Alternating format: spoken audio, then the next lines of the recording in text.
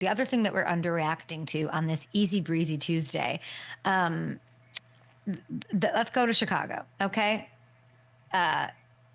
Help Caleb Williams, give him support. It's like the anti CJ Stroud in a weird way right now.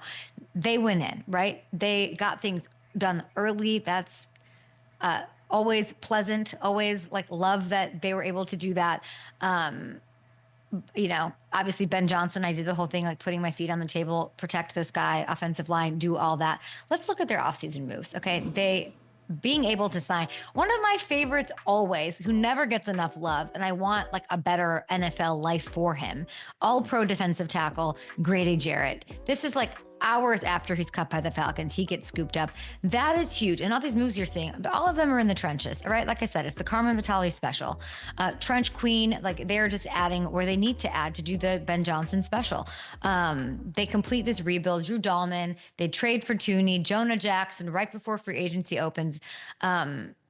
I don't know. Were they far from being a good team last year? It's a great question.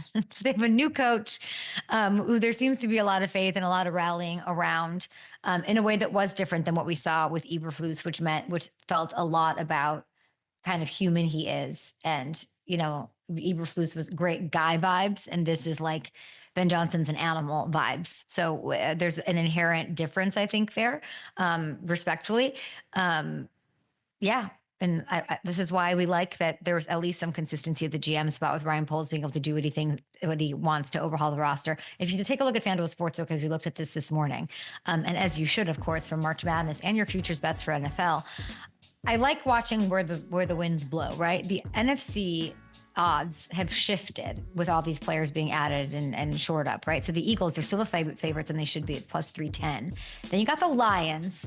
Niners are third despite all the losses. They're sitting there at plus 750. Interesting. Then you got the Commanders and the Rams. Best values on the board. Bears creeping up in the top half of that picture ahead of teams like the Vikings and Cowboys. So we love it. Get to FanDuel Sportsbook, get that done.